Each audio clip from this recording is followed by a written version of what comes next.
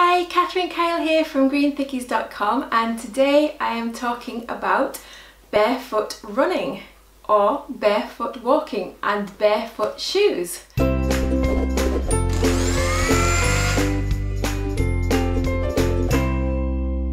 So why on earth would we want to run barefoot? Now I'll tell you where my obsession with barefoot running came from. Quite a long time ago, it might have even been like 10 years ago, I read an amazing book called Born to Run, and in the blog post I'll put links to anything I mention in this video, so go onto the blog post to get all the links to everything. So that book was an amazing book. Even if you're not interested in running, I would still say read that book because it's just such a good story. It just sweeps you away to another land, to another world. And basically he went and he found a tribe, an indigenous tribe of ultra runners who basically, this tribe, they all ran very, very long distances, and they either did it with bare feet or they did it with minimalist sandals. And I mean, this book kind of got me into eating chia seeds as well, because they kind of had these chia seeds which they would use on their long journeys, and they would stop their dehydration and fill them up as well. So that got me into eating chia seeds before they even became popular. And so this book is amazing, so go and read that book, and I don't think you'll get to the end of that book without developing the same passion for barefoot running that I've got now. So why on earth do we want to run barefoot? Now, we're all so used to wearing shoes, it seems really weird to even mention the thought of being in your bare feet and not even putting your shoes on. But basically, if you think about how things naturally should be, we're not really designed to wear shoes. Shoes are not actually really very good for us at all, because especially, I mean, we're not even going to talk about how I think ridiculous stilettos and things like that are, and how they can cause so many problems. But let's just talk about trainers and like sneakers. The big thick padding on the soles of your shoes can actually cause you problems. It can cause you injuries, and it can cause long-term health problems like osteoporosis and osteoarthritis. Because you would have, like the way it was sold to us, like when these cushioned shoes first came out, and they were marketed as, this is a solution for injuries, this will prevent injuries, but actually they've done studies now showing that the complete opposite is true, that they actually cause more injuries than they prevent. But because we're all so used to wearing them, and because they feel nice and comfortable and spongy, it's very, very difficult not to, you know, continue wearing them, because that's the main thing you can buy in shops, is these big cushioned shoes. So they do cause a lot of problems. And the other problem that they cause is that the feet, I mean, there's quite a few problems with wearing shoes, but the feet, they have so much movement in them. They have like 33 points in them where they bend, and that is just a crazy number of points. But when you're wearing shoes, they're just flat, so they're not bending at all. And when your feet are in contact with the environment, when they're in contact with the ground, they've got sensors on them. They've got acupressure points which help the health of the body. So they put pressure on the body, but they also sense the temperature, and they sense the environment and the ground, and they send signals to the body to move in a certain way or protect you in a certain way. And when you're wearing shoes, cushioned shoes, you just don't get that same, you don't get that feedback, those signals, you just don't get it at all. So that is a problem. And another thing is you are not being grounded, and I will do a video soon in the future about grounding. But basically, if you've not heard of grounding, if the earth is at a certain frequency and our bodies are at a certain frequency, and they're supposed to be exactly the same. So when we walk on the earth, our bodies get grounded to the right frequency. But when we are in cushioned shoes and we're walking around in apartment blocks and we're on trains and cars, then our bodies are not at the right frequency. In fact, they're at a frequency that's causing us health problems. It's causing disease in our bodies. So the best thing you can do for your body is to get grounded, and this is what I was doing when I was sick with chronic fatigue syndrome. I would go into the garden, and thankfully it was nice weather, but I would take my shoes and socks off and just literally sit on the grass with my feet on the grass, grounding myself, and I felt so much better for doing that. So even if you can't walk, at least go outside and just put your feet on the ground outside. That is the best thing you can do. And you can also buy these grounding mats. I've got a grounding mat on my bed that grounds you while you're sleeping. You can get one for your computer, because computers cause us to be at completely the wrong frequency. So I'll put links to all of this in the blog post as well. So basically it grounds you by walking or running on the ground in your bare feet. It is amazing for your health. Now, I bet you are thinking that, oh yes, that sounds really good in theory, that sounds nice, it sounds kind of okay, that sounds natural. But in reality, I don't want to do that. I don't want to get my feet dirty. I don't want to have my feet in contact with all kinds of, you know, there could be glass on the floor, it could hurt my feet.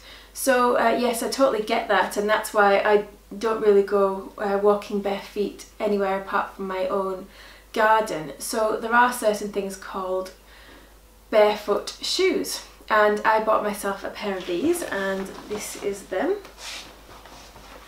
So these are my barefoot running or barefoot walking shoes, and these are called Vibrams, Vibram 5 fingers. And if you can see, but the toes are all completely separate, so they all bend individually, so all your toes can move. It's like putting on a glove, and your toes can all move freely of each other, like when you're wearing a glove. And the soles are very, very thin, but they're made of rubber, but they are actually hard enough that it will stop glass or anything going through those. And that's the main reason that I wear these, is because whenever I'm on a path, no doubt there'll always be a broken bottle somewhere along the path that kids have smashed somewhere, and there'll be always broken glass. So that makes me a bit reluctant to go walking on the normal paths with these kind of shoes on. But I'll put a little clip of a video with me walking in these, and I haven't been running for quite a long time, although I did go running in these for a while, but I do go walking in them a lot, and they're so comfortable that I just wear them, you know, for kind of just kicking around in, because they're just so comfortable. When I'm at home, I try and wear either slippers, or I try and just walk around in my socks if I'm cold, or bare feet if I'm warm, and I get my feet to be grounded on the floor and lay flat on the floor, because your muscles are just not working properly. When you're wearing normal cushioned shoes, your muscles are not working at all. You've got all these muscles in your feet and in your ankles, and they are designed to be used, and if you're wearing cushioned shoes, they're not used, so therefore your muscles are weak, and that also causes injury. So when I'm at home, I just try and just go barefoot or just in my socks, because the thing is, if you look at your feet as well, look at your toes, and shoes do this to your feet. They make them all curled round like this to the shape of the shoe. I noticed this in my daughter's shoes. Her feet were fine until she started school, and then we made the mistake of buying these boots, and I didn't realise, but the top of them were like pointed like this, like pixie boots, and for some reason her toes have been pushed up to the end, and they're now in the shape of a triangle like this. And so I've been encouraging her for all the summer to try and go barefoot as much as she can, so her toes can go back to how they should look, because basically your toes should be splayed out like this. There should be gaps between all of your toes, and they should all be sitting nice and flat on the floor, and mine are pretty much almost like this now, thankfully, because I don't squeeze them into uncomfortable shoes, because I'm lucky enough I can work at home now, and that's what they should look like. So have a look at your own toes and see what they should look like, and if they're all curled up like this, that's, you know, you're more likely to get an injury, basically, because your feet, you can't balance properly. You need them to be spread out so you can balance and keep your balance and do things like climbing and walking with just your bare feet. So these barefoot shoes are brilliant. I absolutely love them. And there is a couple of cautions though about wearing the barefoot shoes. A lot of people are running in cushioned shoes and they're going straight into running with barefoot shoes, and this is not recommended because your muscles have not got a chance to get used to the barefoot running first, and you're putting too much pressure on it too quickly, and that can cause injuries. So what I would suggest you do is you start off just by walking. Just walk in the barefoot shoes until you get used to that, and then when you're used to that, do some very, very light running. Run for say 5 minutes, and then build up very gradually so that you can build up the muscles in your foot, so that you can get the movement, the flexibility working again, so you can get the sensors working again, so everything can go back to normal.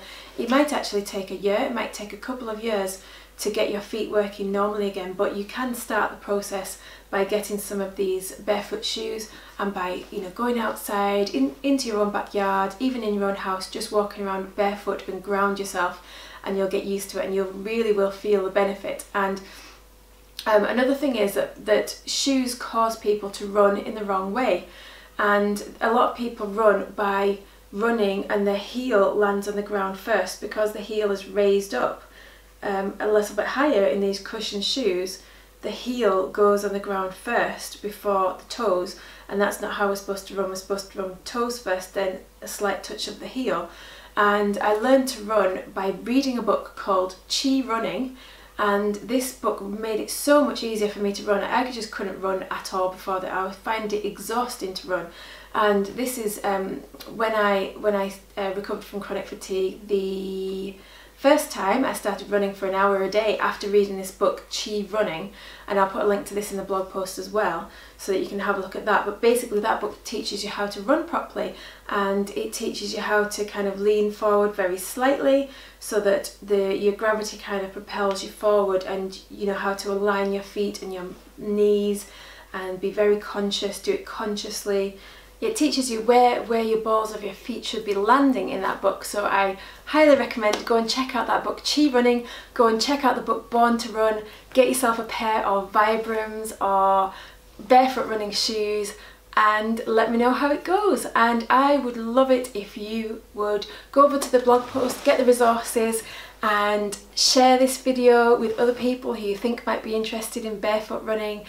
And like this video, leave me a comment, let me know, have you ever delved into barefoot running, what do you think about barefoot running, and subscribe to my YouTube channel. And I make videos like this every single week, letting you know my own experiments with health, healthy living, healthy eating, a healthy body, healthy mind, and I can't wait to see you next week. So take care, see you soon, bye!